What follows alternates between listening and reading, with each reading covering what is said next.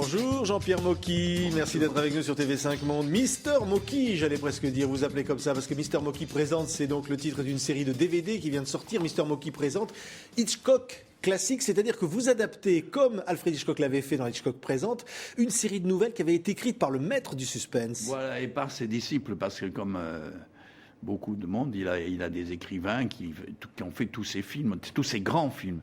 Alors moi, grâce à Patricia Hitchcock, sa fille, j'ai pu récupérer les nouvelles qu'il n'avait pas tournées et qui figuraient dans des petits recueils qui s'appelaient Hitchcock Magazine. C'était un magazine avec des petites nouvelles policières. Donc on a repris le système en France avec 48 vedettes françaises et bientôt 48 vedettes étrangères, car nous continuons la série et cette fois-ci, dès aujourd'hui, sort dans les magasins, c'est 8 DVD qui comprennent chacun 3 histoires, ce qui fait que ça fait 24 histoires. Avec 48 alors on va voir des extraits de l'enregistrement pendant qu'on parle. Vous avez tourné notamment avec Richard Anconina. On voit d'ailleurs que sur le tournage, vous vous marrez bien. Ah oui, on rigole beaucoup parce qu'il n'y a pas de message là-dedans. C'est pas, moi, généralement, je fais des films à message, alors là, il n'y en a pas. Oui, et donc ça veut dire qu'on peut traiter du suspense, et puis j'imagine qu'il y a des crimes quand même, il y a des histoires terribles. Mais c'est surtout ce qui est intéressant dans ces nouvelles, c'est la chute. Il y a toujours un truc imprévisible à la fin. Et c'est ce qui fait la valeur du truc. Parce que, en fait, vous ne savez pas ce qui va arriver. On vous lance dans une histoire, et à la fin, vous êtes très surpris. C'est comme un rebut, comme une devinette un peu. Ouais. Et un là, suspense, mais c'est un vrai suspense. Là, on voit donc des images du tournage avec Rodriguez qui se marrent vraiment. Oui, oui, parce qu'on n'a que des copains là-dedans, de Anconina à Bourdon, en passant par Piccoli, Boringer, Galabru, Berling, Diffenthal, Laurent Deutsch, Pinon, etc. La petite Le Doyen, Elsa Zilberstein, on en a plein. Parce que, voilà, les DVD... Tous les grands acteurs veulent tourner avec vous, parce que vous avez toujours tourné avec les plus grands. Les Bourvil, les Francis Blanche. Qui n'a pas tourné avec vous? J'ai même tourné avec Michel Simon et Fernandel. Alors, c'est vous dire si je suis un vieux de la vieille. Et avec Catherine Deneuve, qui est tout à fait le contraire, avec Philippe Noiret, avec Alberto Sordi aussi. Vous n'avez pas tourné avec Isabelle Huppert, par contre? Ah non, parce que je suis un peu allergique, elle est charmante, mais moi, ce genre de femme, je ne cours pas après, je veux dire, dans la vie déjà. Et elle est un peu sévère pour moi. Pourquoi?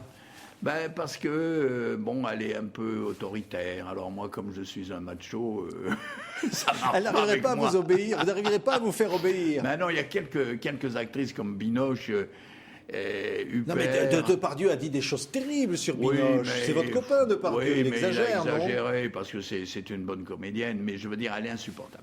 Alors moi, si vous voulez, je veux pas me faire chier en tournant. Il y a des gens qui acceptent le calvaire contre beaucoup d'argent. Mais comme moi, je ne touche pas beaucoup d'argent, je ne vais pas me faire chier avec ces dames-là. Oui. Non, vous les choisissez docile. Vous êtes terrible, belle, vous êtes un vrai macho quand même. Non, elle c'est belle. J'en connais des belles. Alors maintenant, par exemple, je vais tourner avec des Américains, avec cette série qui va continuer, mais qui va se tourner en France, mais avec des acteurs comme Evan McGregor, Jude Law, Marion Cotillard, qui est maintenant une Américaine pour moi. Vous l'aimez bien alors, Marion Cotillard? C'est une superbe comédienne, gentille, pas prétentieuse du tout, malgré le succès qu'elle a eu. Et je vais tourner aussi, j'espère, avec Sir Anthony Hopkins, qui est un homme que j'admire depuis toujours, avec Kevin Kline, avec tous les Américains. C'est incroyable. Mais non, parce qu'ils sont à Londres, tous ces gens. Oui. Londres, avec l'Eurostar, est à 3 heures de Paris, il ne faut pas l'oublier. Oui. mais ça doit coûter cher de tourner avec les Américains, quand même. Vous savez, ils viennent se distraire. Peut-être que j'aurais même Georges Clooney. Non, parce que ce sont des gens qui viennent comme un petit peu... Ils sont curieux de la France.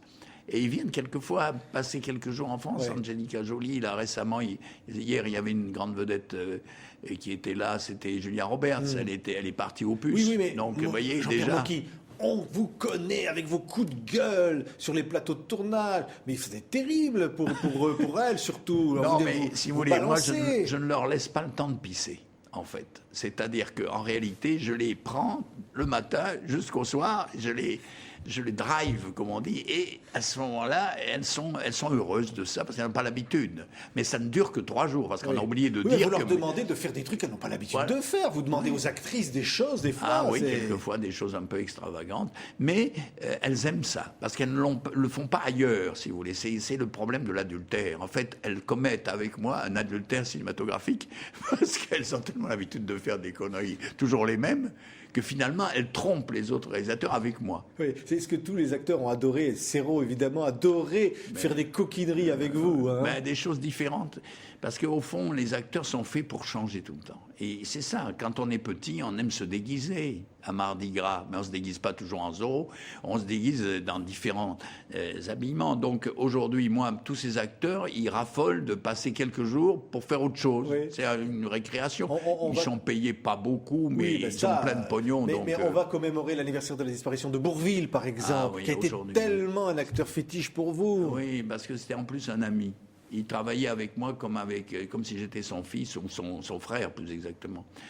Et si vous voulez, on avait une amitié moi, ça m'a énormément frappé. Sa mort, je suis resté 2-3 ans sans pouvoir tourner les rôles que j'avais prévus pour lui, les faire tourner par quelqu'un d'autre. Ensuite, j'ai fini par prendre Serrault comme successeur, avec lequel j'ai fait 12 films. Quand on parle d'Hitchcock, pour cette série de DVD, là, Mister Mocky présente, on pense aussi à Chabrol, qui adorait tellement Hitchcock, qui est mort. Oui, mais il n'a pas fait ça. Oui. Curieusement, il aurait pu, c'est lui qui aurait dû le faire avant moi, mais il l'a pas fait.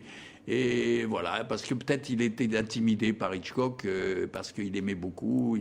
C'était un homme. On lui a bien rendu hommage à sa mort, vous pensez que... Moi, je l'ai fait parce que pour je l'aimais beaucoup. Chabrol, ça a été... Oui. Je l'aimais beaucoup, moi, Chabrol. Mais je l'aimais beaucoup parce qu'il y a des confrères qu'on n'aime pas.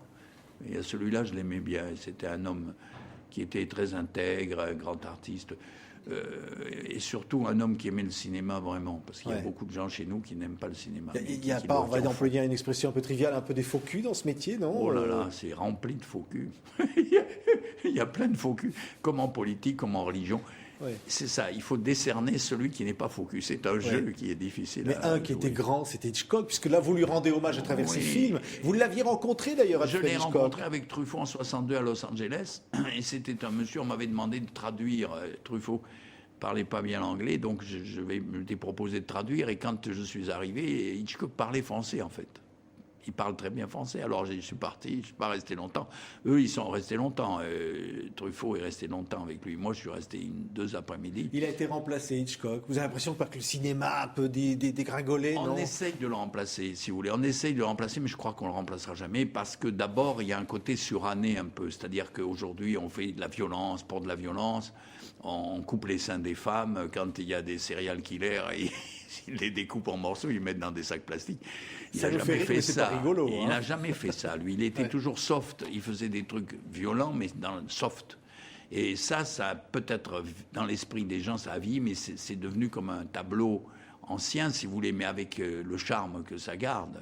Merci Jean-Pierre Mocky. Mister Mocky présente. Voici donc les DVD Hitchcock Magazine avec donc 3 tournées à Saumur et dans la région des vins de France. Vous avez bien vu pour tourner ça. Merci Jean-Pierre Mocky d'avoir été notre invité.